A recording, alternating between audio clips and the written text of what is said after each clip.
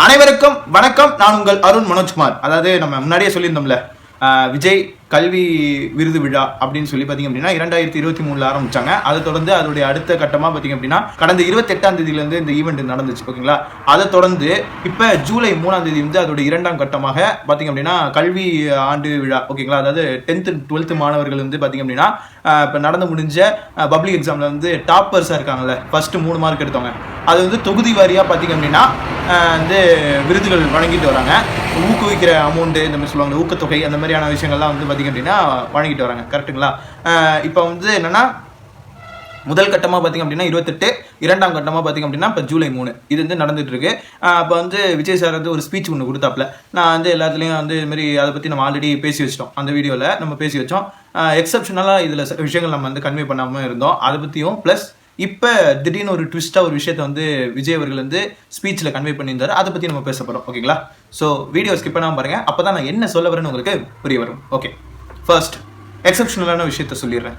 அந்த 28ஆம் தேதி நடந்த விஷயத்தில் எக்ஸப்ஷனலாக இருந்த விஷயம் என்னென்னா, நாங்குநெறி அப்படிங்கிற ஒரு ஊர்லேருந்து சேர்ந்த ஒரு மாணவர், அவர் வந்து 12th நல்ல மார்க் எடுத்துருக்காப்புல, அவர் பக்கத்தில் உட்காந்துருந்தாரு. அதுக்கப்புறம் வந்து இன்னொரு 2-3 விஷயங்கள் கொஞ்சம் வேறு மாதிரி இருந்துச்சு, அது எப்படி எனக்கு கன்வே பண்ணுறது தெரியல. காமெடியாக ஒரு விஷயம் நடந்துச்சு. ஒரு அம்மா வந்து பார்த்திங்க அப்படின்னா தமிழக வெற்றி கழகத்தோட உறுப்பினராக அவங்க சேரும் பொழுது பார்த்திங்க அப்படின்னா அவங்க ஃபேமிலியில் யாருமே ஒத்துக்கலையாம். அதை வந்து தன்னுடைய மனக்குமுறலை வந்து பாடலாக வந்து கன்வே பண்ண விதம் வந்து மீம்ஸ் டெம்ப்ளேட்டுக்கெலாம், மீம் கிரியேட்டர்ஸ்க்குலாம் ஒரு ட்ரீட் அமைஞ்சிச்சு. அண்ட் வந்து ஒரு பையன் ஜப்பியாக ஒரு பையன் வந்திருந்தாப்புல, அவங்க அக்கா வந்து பரிசு வாங்குறதுக்கு வந்தாங்க. அவங்களோட சேர்ந்து அவங்க அந்த பையன், ஒரு தம்பி பையன் வந்து விஜய் அவர்களோட பக்கத்தில் நின்று ஃபோட்டோ எடுக்க வந்திருக்காப்புல. அப்படி தோல் மேலே கை போட்டு இல்லாமல் அப்படியே புச்சிக்கு அப்படின்னு சொல்லி பண்ணது, அதெல்லாம் பயங்கர ஃபன்னாக இருந்துச்சு. அதுக்கப்புறம் மத்தியான நேரமாக போயிடுச்சு போல், கரெக்டாக ஒரு 12:30 மணி போல். அவர் எப்பயுமே சாப்பாடு விஷயத்தில் கொஞ்சம் லிமிட்டடாக தான் இருப்பாப்புல. ஒரு 5 நிமிஷம் வெயிட் பண்ணுங்க, நான் சாப்பிட்டு வந்துடுறேன் அப்படின்னு அப்படி பர்மிஷன் கேட்டு, அதுவுமே இப்போ பார்த்தீங்க அப்படின்னா ஒரு மீம் டெம்ப்ளேட்டாக அமைஞ்சிருச்சு. ஸோ அது ஒரு மீம் கிரியேட்டர்ஸ்க்கான ஒரு விஷயமா அது எல்லாமே அமைஞ்சிருச்சு. ஓகேங்களா, அண்ட் வந்து அதுக்கு நடுவில் வந்து இந்த நீட் குறித்த விவகாரம் குறித்த விஷயங்கள் வந்து பார்த்திங்க அப்படின்னா சட்டமன்றத்தில் வந்து ஒரு தீர்மானம் வந்து அரங்கேறப்பட்டுச்சு. ஓகேங்களா, என்னென்னா நம்ம முதல்வர் ஸ்டாலின் அவர்கள் வந்து பார்த்திங்கன்னா அதை பற்றி ஒரு மிகப்பெரிய ஒரு உரை வந்து ஆற்றினார். அந்த டைமில், அதாவது 28ஆம் தேதி தான் இந்த விஷயங்கள்லாம் நடந்திருக்கு. ஸோ அதுக்கு நம்ம ரிப்ளை கொடுக்கணும் அப்படின்னு சொல்லி இந்த ஜூலை 3ஆம் தேதி வந்து இதுக்கான ரிப்ளை என்னென்ன கொடுத்துருக்காரு அப்படின்னா, அந்த நீட் குறித்தான விஷயங்களுக்கு அந்த தீர்மானம் வந்து முழுமையாக நாங்கள் வரவேற்கிறோம் அப்படிங்கிறாங்க. அது மட்டும் இல்லாமல் இந்த நீட் எக்ஸாம் பற்றின ஒரு பேக் ஹிஸ்ட்ரி என்னவா இருக்குது அப்படின்னா, மிஸ்டேக்காக என்னவா இருக்குது அப்படின்னா, 1975 அப்போ வந்து பார்த்திங்க அப்படின்னா கல்விங்கிறது வந்து பொதுப்பட்டியலில் இணைச்சது தான். மாநில பட்டியலில் இருந்ததை பொதுப்பட்டியலில் மாற்றினது யாருன்னா முன்னாள் பிரதமர் திருமதி இந்திரா காந்தி அவர்களுடைய ஆட்சியில் தான் பார்த்திங்க அப்படின்னா இது வந்து மாற்றப்பட்டுச்சு. அது திரும்பி அதை வந்து வாபஸ் பண்ணலாம், இல்லை அது சம்மந்தமாக ஏதாவது பண்ண முடியுமா அப்படின்னா பண்ணலாம், ஆப்ஷன் இருக்குது. ஆனால் அப்படி யாரும் பண்ண விட மாட்டாங்க அப்படின்னு அந்த இடத்துல ஒரு அரசியல் மாநாட்டில் ஒரு அரசியல் பிரச்சாரத்தில் பேசுகிற மாதிரி ஒரு பிரசங்கமான ஒரு வார்த்தையை வந்து அவர் பிரயோகிச்சார். அதுக்கெல்லாம் பயங்கர கிளாப்ஸு. இந்த நீட் எக்ஸாம்ங்கிறது ரொம்ப முக்கியம் தான், நேஷனல் லெவல் எலிஜிபிலிட்டி டெஸ்ட் தான் அது. ஓகேங்களா, இப்போ வந்து நான் இப்போ ப்ரொஃபஸர் ஆகணும்னு ஆசைப்படுறேன்னு வச்சுங்களேன், செட் எக்ஸாம்னு ஒன்று இருக்குது, நெட் எக்ஸாம்னு ஒன்று இருக்குது, ஸ்டேட் லெவல் எலிஜிபிலிட்டி டெஸ்ட்னு ஒன்று இருக்குது, அதுமாதிரி நேஷனல் லெவல் எலிஜிபிலிட்டி டெஸ்ட்னு இருக்குது. எதுக்கு? ப்ரொஃபஸருக்கு. இது எது வழங்குதுன்னா CSIR அப்படிங்கிற ஒரு இடம் வந்து நெட் எக்ஸாமாக ப்ரொவைட் பண்ணுது. அது மாதிரி அது என்ன UGCயோட கண்ட்ரோலில் வரும். ஓகேங்களா, அது மாதிரி இப்போ நீட்டுங்கிறது பார்த்திங்க அப்படின்னா NTA அப்படிங்கிற ஒரு அசோசியேஷன் மூலியமாக பார்த்திங்க அப்படின்னா இந்த நீட் எக்ஸாம் வந்து கண்டக்ட் பண்ணுறாங்க. ஓகேங்களா, அதில் வந்து என்னென்னா NCET நேஷனல் லெவல் சிலபஸ், நம்ம வந்து நாட்டில் வந்து 2 விதமான சிலபஸ் இருக்குது. ஒன்று ஸ்டேட் சிலபஸ் இருக்குது, இன்னொன்று சென்ட்ரல் சிலபஸ் இருக்குது. CBSE ஸ்கூல் இருக்குது, இன்னொன்று ஸ்டேட் போர்ட் ஸ்கூல் இருக்குது. ஸ்டேட் போர்ட்டில் கூட மெட்ரிகுலேஷன் ஒரு தனி சிலபஸ் இருக்குது. அதாவது அங்கேயும் இல்லாமல் இங்கேயும் இல்லாமல் நடுவில் இருக்கிறது இந்த மெட்ரிகுலேஷன் சிலபஸ். அந்த மெட்ரிகுலேஷன் சிலபஸ் தான் இந்தியன் சிலபஸ். ஓகேங்களா, இந்தியன் சிலபஸ் காரணமே அந்த இந்தியன் சிலபஸ்ங்கிற ஒரு கான்செப்ட், ஸ்போக்கன் இங்கிலீஷ் கிளாஸுங்கிற ஒரு கான்செப்ட் இந்த இந்தியன் எஜுகேஷன் சிஸ்டத்தில் மாட்டின ஒரு அறியாமையின் உடைய உச்சத்தில் வாழ்ந்த கல்வி வந்து ரொம்ப முக்கியம் அப்படின்னு இந்த சமூகத்தால் வந்து கற்பிக்கப்பட்ட ஒரு குடும்பத்திலேருந்து வந்த ஒரு பையன், முதல் பட்டதாரியாக இருக்கிற பையனுக்கு எனக்கு அந்த விஷயம் புரியும். அவர் சொன்ன ஒவ்வொரு விஷயமும் எனக்கு வந்து ஈஸியாக நல்லா ரிலேட் பண்ணிக்க முடிஞ்சிச்சு. அண்ட் வந்து இதில் ஹைலைட்டடான விஷயம் என்னன்னா, அவருக்கு வந்து சினிமா வாய்ப்பு வந்ததுக்கப்புறம் கல்வி மேலே பெருசாக அவர் நாட்டம் காட்டணும்னு அவசியமே கிடையாது. ஆனால் கல்வியோட முக்கியத்துவத்தை பற்றி அவர் வந்து ஒரு இடத்துக்கு வந்ததுக்கப்புறம், ஒரு பொறுப்பான ஒரு இடத்துக்கு வந்ததுக்கப்புறம் அதை பற்றி கன்வே பண்ண விதம் எனக்கு ரொம்ப பிடிச்சிருந்தது. ஓகேங்களா, சூப்பராக கன்வே பண்ணியிருந்தாரு. ஒரு 8 நிமிஷம் தான் அவரோட ஸ்பீச் இருந்தது. அந்த 8 நிமிஷமும் ஷார்ப்பாக இருந்துச்சு, கரெக்டாக இருந்துச்சு. ஒரு அரசியல் பாவனை இருந்தது, அது நான் இல்லைன்னு சொல்லலை. ஆனால் நல்ல ஒரு புரிதல் வந்து அவர் வச்சிருக்காரு. நம்ம எஜுகேஷன் சிஸ்டம் பத்தி சரியான புரிதல் வச்சிருக்காரு. ஸோ இந்த நாட்டை ஆளக்கூடிய தகுதி வந்து யாருக்கு இருக்கும் அப்படின்னா நம்மளுடைய கல்வி அமைப்பை பத்தி சரியா புரிஞ்சுக்கிட்டவங்களால மட்டும்தான் அதை ஆளக்கூடிய தன்மை இருக்கும். நம்ம நாட்டுடைய பொருளாதாரம் பத்தி எல்லாருமே தெரிஞ்சு வச்சுக்கலாம். பொருளாதாரத்தை பத்தி யார் வேணாலும், வியாபாரியா இருக்கிறவன், கன்சியூமரா 16 மணி நேரத்தை செலவு பண்றவன் கூட பொருளாதாரத்தை பத்தி தெரிஞ்சுக்கலாம். பொருளாதாரத்தை பத்தி தெரிஞ்சுக்கலனாலும் கையில காசு இருந்தாலே பொருளாதாரம் கத்து கொடுத்துரும். ஆனா கல்வியை பத்தி தெரிஞ்சுக்கிட்டவன் தான் நாட்டுல வந்து தலைவனா வர முடியும். ஓகேங்களா? ஒரு நாட்டோட அமைப்பை எது கட்டமைக்குது அப்படின்னா கல்விதான், அறிவு தான், நம்மளுடைய மேம்பாட்டு, அப்ஸ்கில்லிங், நம்மளோட ஸ்கில் டெவலப்மெண்ட், நமக்கான ஒரு புரிதல் அறியாமைங்கிற ஒரு விஷயத்துல இருந்து விளக்கக்கூடிய ஒரு ஆயுதம் எதுனா கல்வியா. அந்த கல்வி இந்த நாடு சரியா வழங்கி கொடுக்குது அப்படின்னா சத்தியமா இல்லை. 1902ஆம் ஆண்டிலேயே எப்ப பிரிட்டிஷ் அரசாங்க காலகட்டத்திலே பாத்தீங்க அப்படின்னா அவங்களுக்கு தேவை என்னன்னா ஒரு அடிமை தான் வேணும், படித்த முட்டாள்கள் வேணும்னு கண்டுபிடிச்சது தான் இந்த சிலபஸ். 1902ஆம் ஆண்டுல கண்டுபிடிச்ச சிலபஸ் இது. அந்த சிலபஸை இன்னும் நம்ம வந்து படிச்சுட்டு இருக்கோம். கரெக்டுங்களா? அந்த முறைப்படி தான் நம்ம அந்த சிலபஸ்ங்கிறத படிக்கிறோம். கல்வி முறைங்கிறது அதான் நம்ம பண்ணிட்டு இருக்கோம். ஓகேங்களா? அப்படிங்கிறப்ப இந்த இடத்துல வந்து இதை குறித்து பார்த்தீங்க அப்படின்னா 1975ஆம் ஆண்டுல இந்த இந்திரா காந்தி அம்மையார் வந்து பண்ண விஷயம், அதாவது மதிப்பிற்குரிய பாரத பிரதமராக இருந்தவங்க இறந்தவங்க. ஓகேங்களா? அது ஒரு பெரிய அரசியல் நிகழ்வு ஒன்று நடந்து அதனால அவங்க வந்து சுட்டுக் கொல்லப்பட்டாங்க. பிளாக் கேட்ஸை வந்து சுட்டுக் கொண்டுட்டாங்க. ஓகேங்களா? அது சம்மந்தமாக ஒன்று அதை பற்றி பேசணும்னா அது அரசியல். நான் இப்போ அரசியல் பற்றி பேசல, கல்வியை பற்றி பேசிட்டு இருக்கேன். அந்த கல்விங்கிற விஷயத்தை வந்து பார்த்தீங்க அப்படின்னா மாநில பட்டியலில் இருந்ததை பொதுப்பட்டியலை மாற்றினதுக்கு அப்புறம் தான் இது வந்து மாறிடுச்சு. சரி, ஓகே, 1975 மாற்றிட்டாங்க. ஓகே, இந்த நீட் எக்ஸாம்ங்கிறத வந்து இப்போ 2016க்கு அப்புறம் தான் தமிழ்நாட்டில் கொண்டு வரப்பட்டுச்சு. அதுக்கு முன்னாடி வேற ஸ்டேட்லாம் இருந்தது. அங்கே இருக்கிறவங்க யாரும் பெருசாக அதை எதிர்க்கல. ஆனால் தமிழ்நாட்டில் எதிர்க்கிறாங்க. காரணம் என்னன்னா இந்த கோட்டா ரிசர்வேஷன் அந்த ரிசர்வேஷனுங்கிற வார்த்தையை கேட்டாலே அப்படி காதை பொத்திக்கணும் போல இருக்கு. ஏன்னா எனக்கெல்லாம் அதெல்லாம் சுத்தமாக புரியல. மனுஷங்கன்னா எல்லாரும் சமதானம் ப்ரோ. அவங்க கான்ஸ்டியூஷன் ஆஃப் இந்தியான்னு ஒன்று இது பண்ணாங்கல்ல 1946 அதை பற்றி இது பண்ணி 1949 நவம்பர் 26 வந்து அதை கரெக்டாக டிக்ளேர் பண்ணி அதுக்கப்புறம் ஜனவரி 26 அதை அமலுக்கு கொண்டு வந்தாங்க நம்ம இந்தியாவில். கரெக்டுங்களா? அந்த காலகட்டத்தில் எழுதும் போதே அம்பேத்கர் சொன்ன விஷயம் என்னன்னா இந்த ரிசர்வேஷன்ங்கிற கான்செப்ட் வெறும் 7 வருஷத்துக்கு தான் இருக்கும் அப்படின்னு சொல்லி இது பண்ணாங்க. ஆனால் அது 75 வருஷமா நம்ம பாரம்பரியமாக கொண்டு வந்துட்டு இருக்கிறது யாருன்னா நம்ம அரசாங்கம் தான். இதே அரசாங்கம் தான்.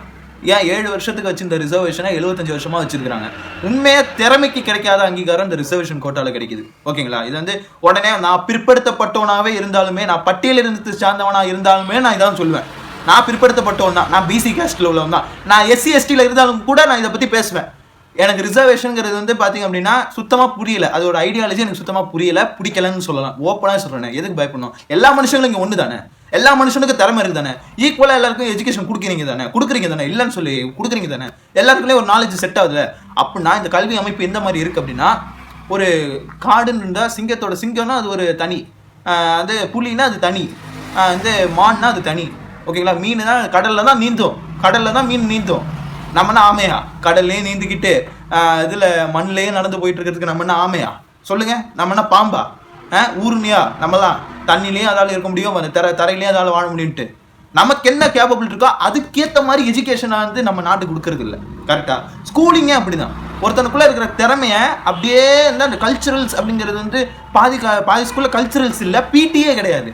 அப்படியே அதை மீறியா அவனுக்கு அந்த திறமை இருந்துச்சு அப்படின்னா ரஃப் நோட்டில் அவன் உட்காந்து எழுதிட்டு இருக்கானோ இல்லை எதையோ அவனை வரைகிறான் அப்படின்னா அது ஏதோ ஒரு கொலகுத்தம் மாதிரி வந்து எனக்கு கம்ப்ளைண்ட் பண்ணியிருக்காங்க. நான் வந்து சினிமா சம்மந்தமாக, எனக்கு சினிமா தான் அறிவு. எனக்கு அப்போல்லாம் சினிமா டேரக்டர் ஆகணும், ரைட்டர் ஆகணும், ப்ரொடியூசர் ஆகணும், கதை எழுதணும், திரைக்கதை எழுதணும் அப்படின்னு எனக்குள்ள சினிமா ஆசை நிறைய இருந்துச்சு. எனக்குள்ளே இருக்க திறமை, எனக்குள்ளே என்ன திறமை இருக்குங்கிறத கண்டுபிடிக்கிறதுக்கே எனக்கு கிட்டத்தட்ட 16 வருஷம் ஆச்சு. ஓகேங்களா? ஆனால் ஏன்னா என்னோட திறமை எதுன்னு எனக்கு ஐடென்டிஃபை பண்ணுறதுக்கு சரியான ஆள் இல்லை. ஆனால் இவனுக்கு இப்படி ஒன்று இருக்குன்னா எனக்கு பைத்தியக்காரன்னு சொல்கிறதுக்கு தான் எனக்கு அங்கே நண்பர்கள் இருந்தாங்க. அவங்களாம் எப்படி எனக்கு நண்பர்கள் ஆனாங்கன்னு கூட எனக்கு தெரியல. என்னோட ஐடென்டிட்டியை வந்து எனக்குன்னு ஒரு ஐடென்டிட்டியை நானே தேடிக்க வேண்டியதாக இருந்துச்சு. இந்த உலகத்தில் இத்தனை கோடி மக்கள் இருக்காங்க. உலகம் ரொம்ப பெருசு. விஜய் சொல்கிறது மட்டும் கிடையாது, நானுமே அதே தான் சொல்கிறேன். இந்த உலகம் அவ்வளோ பெருசு, அவ்வளோ மக்கள் இருந்துமே எனக்கானது என்ன அப்படின்னு என்னால் தேர்ந்தெடுக்க முடியாத ஒரு சூழ்நிலை அமைச்சு கொடுத்த இந்த சமூகத்தில், இந்த சமூகம் எனக்கு அப்படி ஒரு விஷயத்தை எனக்கு அமைச்சு கொடுத்துச்சு. எது காரணம்னா இந்த கல்வி அமைப்பு, சிலபஸ். எனக்கு இருக்கிற இந்த ஸ்கில்லிங், இந்த அப்ஸ்கில்லிங் நாலேஜ் இருக்கிறது வந்து இங்கே இல்லை. இந்த வேதாரண்யம் இல்லை. இந்த வேதாரண்யத்தில் எனக்கான அங்கீகாரம் கிடைக்காது. எனக்கு தெரியும். லயோலா மாதிரி பெரிய காலேஜில் கிடைக்க வேண்டிய அங்கீகாரம் அங்கே வந்து இது வேணுமே. தனியார் மயமாக்கப்பட்ட பள்ளிக்கூடங்கள், கல்லூரிகள், ஏன் பெரிய பெரிய அரசியல் தலைவர்கள்லாம் வந்து வெளிநாட்டில் படிக்கிறாங்களே, அவங்களுடைய குழந்தைகள், அவங்களுடைய பிள்ளைகள்லாம் பார்த்திங்க அப்படின்னா வெளிநாட்டில் தான் படிக்கிறாங்க. கரெக்டுங்களா? அவன் படிக்காத மாதிரி 10வது வரைக்கும் படிச்சுக்கிட்டு இந்தமாரி வந்து பதவி ஏற்றுக்கிட்டு ஒரு பொசிஷனில் உட்காந்துக்கிட்டு கல்விக்கு இத்தனை லட்ச ரூபா சீட்டு, அத்தனை லட்ச ரூபா சீட்டுன்னு சொல்லிட்டு போகிறான். இதுதான் வந்து கல்வியோட நிலவரம். ரெண்டாவது நம்ம ஹீரோ படத்தில் வந்து ஒரு விஷயத்தை நம்ம கன்வே பண்ணியிருந்தோம். இல்லை கல்விங்கிறது நமக்கு என்ன கொடுக்கணும், ஆனால் நமக்கு என்ன கொடுத்துட்டு இருக்குங்கிறத பற்றி நம்ம போன வீடியோவில் சொல்லியிருந்தோம். கல்விங்கிறது நமக்கு ஒரு நம்பிக்கை கொடுக்கணும், தைரியத்தை கொடுக்கணும், அடையாளத்தை கொடுக்கணும், அறிவை கொடுக்கணும், நாலேஜை கொடுக்கணும். எவ்வளவோ விஷயங்கள் வந்து நமக்கு நல்ல நல்ல அற்புதமான விஷயங்கள் வந்து இந்த கல்வி கொடுத்துருக்கணும். ஆனால் நமக்கு என்ன கொடுத்துருக்கு? அறியாமையை கொடுத்துருக்கு, விழிப்புணர்வு இல்லாமல் இருக்குது, ரெண்டாவது பயத்தை கொடுக்குது. அடுத்து என்ன பண்ண போகிறோம், வாழ்க்கையில் அடுத்து என்ன அப்படிங்கிற ஒரு ஸ்டேஜிங்கை கொடுக்குறதே நம்ம சிலபஸ் தான். ஃபர்ஸ்ட் நம்ம எஜுகேஷன் சிஸ்டம் தான் நம்மளோட பெரிய எதிரியாக இருக்குது. நம்ம நாட்டோடைய வளம் வந்து எல்லாமே சரியாகவே இருந்தாலும் நாட்டில் வந்து படித்தவன் அவனா சுயமாக சிந்திக்கிற ஒரு விஷயத்தை வந்து கட்டமைச்சு கொடுக்கலையே. இதை படி, இதை நோக்கி படித்தாதான் நீ வாழ முடியுங்கிற ஒரு வாழ்க்கையை தானே கொடுக்குது. சுயமாக சிந்திக்கிற வாழ்க்கையை கொடுக்கலையே. நம்மளோட அறியாமையை ரொம்ப பயன்படுத்திக்கிறாங்களே, நம்மளுடைய அறியாமையை சரியாக பயன்படுத்திக்கிறாங்களே. விழிப்புணர்வு இல்லை நம்ம நாட்டில் எவனுமே ஒற்றுமையாக இல்லை. சப்கான்டினென்ட்டாக இருக்குது இந்த நாடே ஒரு தனி ஒரு கண்டம், துணை கண்டம் மாதிரி உள்ள இடத்துல எவனுமே ஒற்றுமையாக இல்லை. ரேசிசம் பல 22 லாங்குவேஜஸ் வந்து இங்கே அஃபிஷியல் லாங்குவேஜஸ், நான் அஃபிஷியல் ஏராளம் நம்ம நாட்டில். அவ்வளோ இருந்தோம் இந்தியனுங்கிற ஒரு பட்டமே நமக்குள்ளே இருந்தாலும் கூட எவனுமே ஒற்றுமையாக இல்லை. காரணம் என்னன்னா எஜுகேஷன் சிஸ்டம். கரெக்டாக இப்போ நீட் எக்ஸாம்லாம் வச்சுங்களேன். நீட் எக்ஸாம்லாம் எந்த மாதிரி இடத்துல நீட் வைக்கணும் அப்படின்னா எய்ம்ஸ், ஜிப்மர், அதுக்கப்புறம் பிஜிஐ இந்த இடங்களில் நீட் எக்ஸாம்லாம் நடத்தலாம். ஆனால் இங்கே ஸ்டேட் போர்டுக்கு எதுக்குப்பா நீட்டு? இப்போ நாங்கள் ஸ்டேட் போர்டு சிலபஸ் படிச்சுட்டு வரோம். என்செட்டில் இருக்க கொஸ்டின்லாம் கேட்டால் நாங்களாம் தண்ணீர் இட மாட்டோமா? அப்படின்னா என்ன பண்ணோம்? நீ இப்படி சொல்லல, ஒரு தேர்தல், ஒரு ஆட்சி, ஒரு மொழின்னு சொல்லல, ஒரே கல்வி குடுறா, ஒரே கல்வி. அதை கொடுத்துட்டு நீ அப்புறம் பேசு. ஒரே கல்வி எல்லாம் 28 மாநிலம் வந்துச்சுமா. நான் ஸ்கூலில் 5வது 6வது படிக்கும்போது. இப்போ என்னமோ 29 30 ஏதோ சம்திங் இருக்குது. கரெக்டாக 7 யூனியன் டெரிட்டரிஸ் இருந்துச்சு. இப்போ 8 9 சம்திங் இருக்குது. 9 யூனியன் டெரிட்டரிஸ் இருக்குன்னு நினைக்கிறேன். ஆமாம், லடாக்கையும் காஷ்மீரையும் தனித்தனியாக பிரித்து விட்டானுங்களே. அப்போ 28 மாநிலம், 9 இது யூனியன் பிரதேசம். கரெக்டாக அதுதான் நினைக்கிறேன். கரெக்டாக எனக்கு இன்னும் தெளிவாக சொல்ல தெரியல. ஏன்னா காரணம் என்னென்னா புரிதல் இல்லை. எங்களுக்கெல்லாம் விழிப்புணர்வே இல்லை. நம்ம நாட்டில் வந்து இதெல்லாம் ஒரு விஷயம் நடக்குதுன்னு இப்போ நியூஸ் ஒன்று படிக்கிறோன்னா நியூஸே ஒப்பீனியன் தானேப்பா. அவன் ஒரு சேனல் வச்சிருக்கானா, அந்த சேனலில் அவனுக்கு என்ன ஒன்று ஒப்பீனியன் இருக்கோ அதை தானேப்பா செய்தியாக வாசிப்பான். அப்போ எங்களுக்கான முறையான அறிவு கொடுக்கறதுக்கு இங்கே யாருமே தயாராகவில்லை. ஏன்னா அவனுடைய டார்கெட்டை நோக்கி போயிட்டுருக்கான். இப்போ வந்து என்னென்னா நம்மளாம் படித்து டிகிரியெல்லாம் வாங்கியாச்சு, எனக்கு டிகிரி உள்ளவங்க தான் வேணும் அப்படின்னு சொல்லி ஒரு படிக்காதவன் நம்மளை தேர்ந்தெடுக்கிறான். அவன் தான் தலைவனாக இருக்கிறான். அவனுக்கு நான் உழைச்சி கொடுக்கணுங்கிறதுக்காண்டி நான் எதுக்காக படித்தேனோ அந்த இதுக்கு கொஞ்சம் கூட சம்மந்தம் இல்லாத ஒரு இடத்துல போய் வேலை செஞ்சு 3 மாதம் 4 மாதம் அதுக்கு வேலை செஞ்சு கடைசியில் அவனே எனக்கு என்ன பட்டம் கொடுக்குறான்னா, இந்த மாதிரி படித்தவனுக்கெல்லாம் இதுக்கெல்லாம் தகுதியாக இருக்க மாட்டானுங்க. இவங்க ஒரு நிலை போல இருக்க மாட்டாங்க. அதாவது சுயமாக சிந்திக்கிறவனை வந்து அப்படியே கீழே தள்ளி உள்ளதானே பார்த்தானுங்க. ஒரு நிலையில் இவன் இருக்க மாட்டான் அப்படின்னு சொல்லி என்னை வந்து நான் வேலை செஞ்ச இடத்துல கிட்டத்தட்ட 2000 பேர்கிட்ட வேலை செஞ்சுருக்காங்க. ஆல் ஓவர் சென்னையில் கம்பேர் பண்ணால் கூட ஒரு 5000 பேராவது வேலை பார்ப்பாங்க. வேறு பிரான்ச்சஸில் சொல்கிறேன். எல்லாத்தையும் சேர்த்தே கிளப் பண்ணி சொன்னால் கூட 5000 பேர் சென்னையிலே இந்த வேலை செய்கிறவங்களாம் இருப்பாங்க. ஓகேங்களா? 5000 ஸ்டாஃப்ஸ். இதர ஸ்டாஃப்ஸ்லாம் பார்த்திங்க அப்படின்னா அங்கங்கே மொத்தமாக 5000. அதில் சென்னையில் மட்டுமே பர்டிகுலர் 5000 இருக்கும். அப்போ டோட்டலாக பார்த்திங்கன்னா ஒரு 11,000 12,000 பேர் வந்து வேலை பார்க்குற ஒரு நிறுவனம், ஒரு தனியார் கார்ப்பரேட் மையமாக்கிய ஆக்கப்பட்ட ஒரு நிறுவனத்தில் நான் கிட்டத்தட்ட 4 மாதமாக நான் வேலை பார்த்தேன். ஓகேங்களா? அந்த இடத்துல என்ன ஒரு மட்டுமே பர்டிகுலராக என்னை வந்து டேக் பண்ணி நான் வந்து இப்படின்னு அதாவது என்கிட்ட நல்ல விதமாக பாராட்டினாங்க. நான் எல்லாத்துலேயுமே ஃப்ளெக்சிபிளாக இருந்தேன், மடங்கினேன், எல்லாத்துக்குமே ஓகேவாக இருந்தேன். ஆனாலும் என்னை வந்து என்னென்னா நான் வேலை செய்கிற அந்த பர்டிகுலர் செக்ஷனில் எப்படி இருந்துச்சு அப்படின்னா, என்னோட செக்ஷன் நான் எப்படி இருந்துச்சுன்னு சொன்னேன். நான் இப்போ வேலை பற்றி பேசுகிறேன். விஜய் அவர்கள் பேசுன பேச்செல்லாம் வந்து அதோடய முடிஞ்சு போச்சுன்னு இல்லை. நான் கன்க்ளூஷனுக்குள்ளே வரேன்.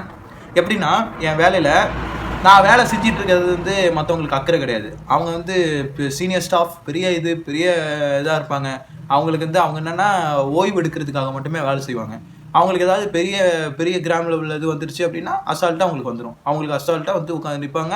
அவங்க அசால்ட்டாக அதில் வியாபாரம் பண்ணிவிட்டு அது வந்து அவங்க திறமையாக வியாபாரம் பண்ணுறதான், தந்திரமாக வியாபாரம் பண்ணுறதான். அதுக்கு என்ன ஏன் பைத்தியகாரத்தனத்தை தான் பயன்படுத்தணுமா, என்ன பைத்தியகாரனாக ஆக்கணுமா அப்படின்லாம் இருக்கும். அந்தளவுக்கு தான்.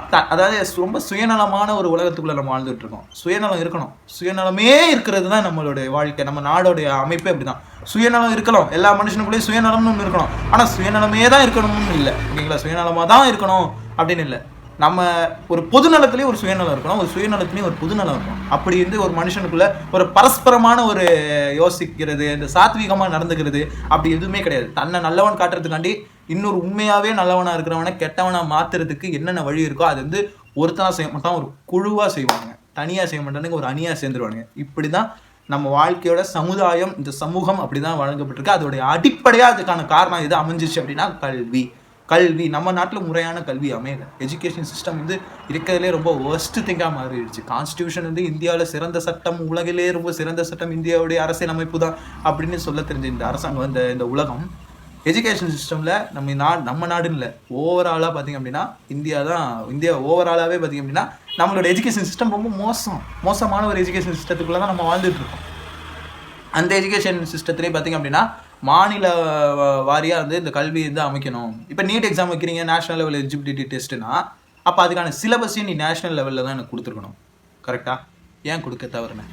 11th and 12th இப்போ 10th வரைக்கும் நான் ஸ்டேட் போர்ட் படிச்சுட்டு 11th and 12th வந்து சிலபஸே மாற்றுறீங்க, என்டையர் சிலபஸே வேறு மாதிரி இருக்கும். அப்போ வந்து அதை வந்து எனக்கு என்ன, நான் ஆரம்பத்துலேருந்தே எனக்கு வந்து நேஷனல் சிலபஸை கொடுத்துருந்தீங்கன்னா எனக்கு பிரச்சனை இல்லை, நான் இந்தியன் அப்படின்னு சொல்லி. ஆனால் தமிழ்ங்கிற சப்ஜெக்ட் நான் படிக்கிறேன். தமிழ் ஓகே, இங்கிலீஷும் ரொம்ப நெசசிட்டி அமைஞ்சிருச்சு. ஹிந்தி திணிக்கக்கூடாதுன்னு சொல்லி நம்ம ஆளுங்க போராடிட்டாங்க, அது ஒரு பெரிய பிரச்சனை. இல்லைன்னா ஹிந்தியுமே நம்ம நாட்டில் இது எப்படி இருந்தாலும் ஒரு போர்ஷனாக வச்சு நம்மளை திணிச்சிருப்பானுங்க இல்லைங்களா? அப்படியெல்லாம் இல்லாமல் அந்த ஹிந்திங்கிற ஒரு மொழி தான் வந்து இந்தியா முழுக்க பேசுகிறாங்க அப்படின்னு கிடையாது.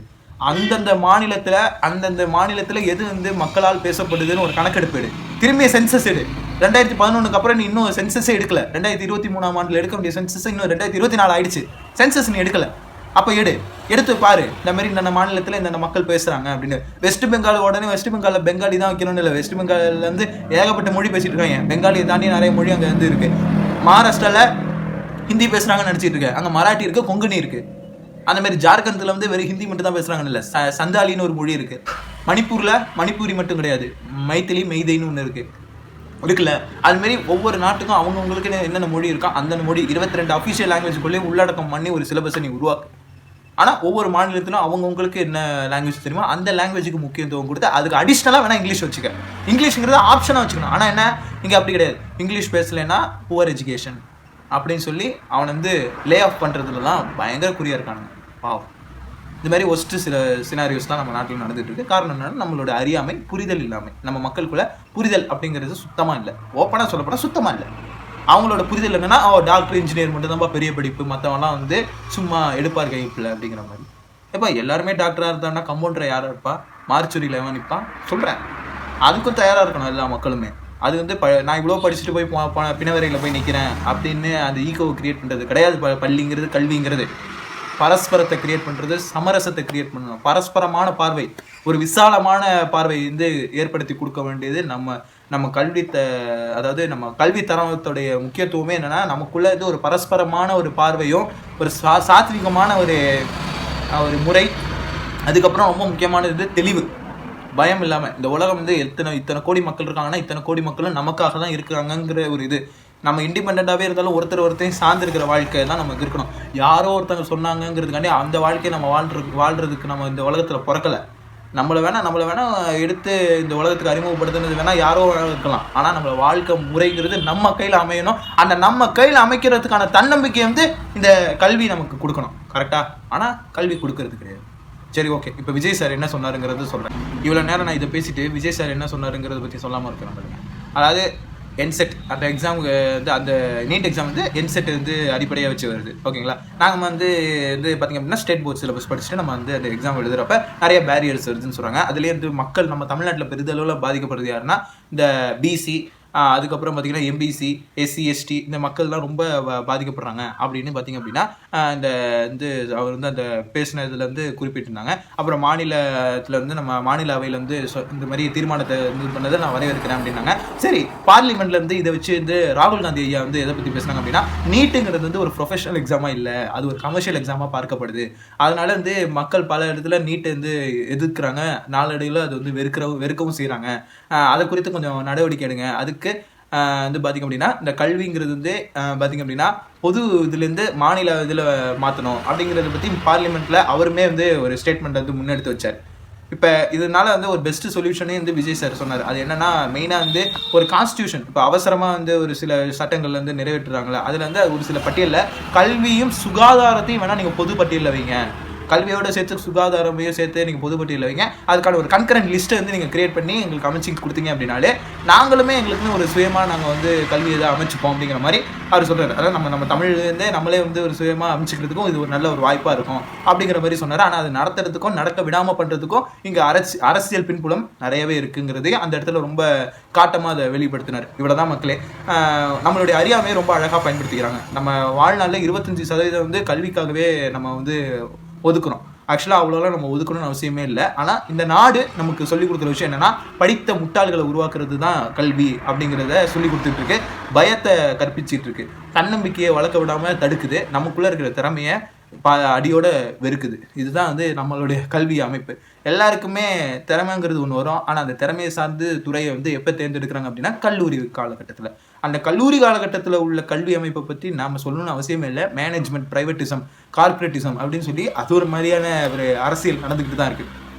இந்த கல்வியிலேருந்து நிரந்தர விடுதலை கிடைக்கணும் அப்படின்னா அனைவருக்கும் இலவச கல்வி அமையணும். அந்த இலவச கல்வி வந்து ஒரு முறையான கல்வி அமைப்பை அமைக்கணும் அப்படின்னா எஜுகேஷன் சிஸ்டத்தை சரியாக புரிஞ்சுக்கிட்ட ஒரு நல்ல தலைவரை நம்ம சரியாக தேர்ந்தெடுக்கணும். கரெக்டுங்களா? அப்படி பார்க்கும்போது விஜய் சார் வந்து எனக்கு தெரிஞ்சு தி பெஸ்ட்டாக தெரிகிறார். இப்போ தமிழ்நாட்டில் யாருமே இவ்வளோ தைரியமாக வந்து எஜுகேஷன் சிஸ்டத்தை பற்றி பேசினது கிடையாது. ஆனால் இவர் பேசுகிறார் அப்படிங்கிறப்ப கண்டிப்பாக இவர் ஆட்சியில் வந்தார் அப்படின்னா எஜுகேஷனில் ரொம்ப முக்கியத்துவம் கொடுப்பாரு அப்படின்னு எனக்கு தோணுது.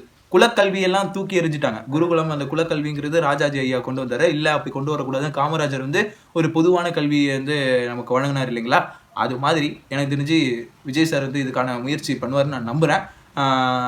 போன வீடியோவில் கொஞ்சம் ஒரு மாதிரி நம்ம வந்து பாசிட்டிவாகவும் பேசணும், நெகட்டிவாகவும் ஒரு மாதிரி மிக்ஸ்டாக பேசணும். ஆனால் இந்த வீடியோவில் நான் முழுக்க பாசிட்டிவாக பேசுகிறேன். ஆனால் நெகட்டிவான விஷயம் இது, இந்த சொசைட்டியில் நம்ம எஜுகேஷன் சிஸ்டம் பற்றி தான் நம்ம பேசினேன். இந்த மனுஷன் வந்து இவ்வளோ கிளாரிட்டியாக பேசுகிறார் அப்படின்னா இவர் என்ன பெருசாக படிச்சிட்டார் அப்படின்னா பிஎஸ்சி வந்து டிஸ்கண்டினியூ பண்ணிவிட்டு விஷுவல் கம்யூனிகேஷன் படிச்சுட்டு இருந்தார். டிஸ்கண்டினியூ பண்ணிவிட்டு ஃபுல்லாக ஆக்டிங்லேயே இறங்கினார். அவரோட திறமையை நம்பினார். அவர் திறமைக்காக பல இது உழைப்பை போட்டார். அதுக்கான அங்கீகாரம் வந்து மக்கள் வந்து நாளடைவில் கொடுக்க ஆரம்பித்தாங்க. இன்றைக்கி தவிர்க்க முடியாது. அதே துறையில் அவர் எந்த துறையில் வந்து மிகப்பெரிய இது முயற்சி பண்ணாரோ அந்த இடத்துல இப்போ ரொம்ப மிகப்பெரிய ஒரு தவிர்க்க முடியாத ஒரு முன்னணி நடிகராக இருக்கார்.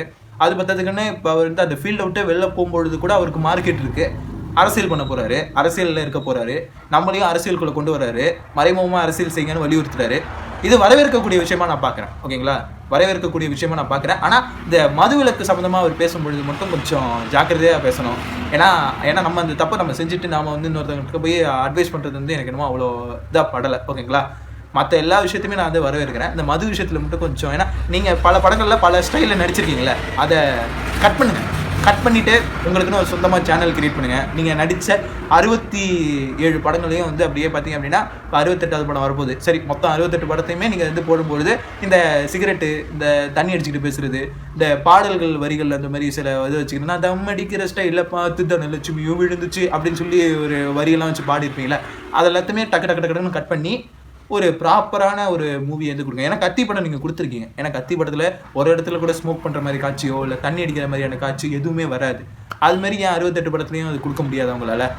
கத்திங்கிற ஒரு படத்தில் மட்டும் தான் நீங்கள் அது கொடுத்துருக்கீங்க. ரைட்? கரெக்டா? அதனால் அதையும் கொஞ்சம் கன்சிடர் பண்ணிக்கோங்க. இது வந்து விஜய் சாருக்கு கன்வே பண்ணுற மெசேஜாக நான் பார்க்குறேன். அண்ட் இதோட வீடியோ முடிச்சுக்கிறேன். ஏன்னா டியூரேஷன் ரொம்ப லென்த்தாக போயிட்டுருக்கு. இதுக்கு மேலே பேசினா போர் அடிச்சிடும். ஸோ முடிஞ்ச அளவுக்கு உங்கள் ஃப்ரெண்ட்ஸ் அண்ட் ஃபேமிலி எல்லாருக்குமே ஷேர் பண்ணுங்க. நம்ம சேனல் சப்ஸ்கிரைப் பண்ணாதவங்க சப்ஸ்கிரைப் பண்ணிடுங்க. பக்கத்தில் இருக்க பெல் பட்டனை கிளிக் பண்ணிடுங்க. மீண்டும் ஒரு நல்ல வீடியோவில் உங்களை சந்திக்கும் வரை உங்களிடம் அன்புடன் பண்புடன் பாசத்துடன் நேசத்துடன் விடைபெறுவது உங்கள் Arun Manojkumar. And signing off back on official. Bye.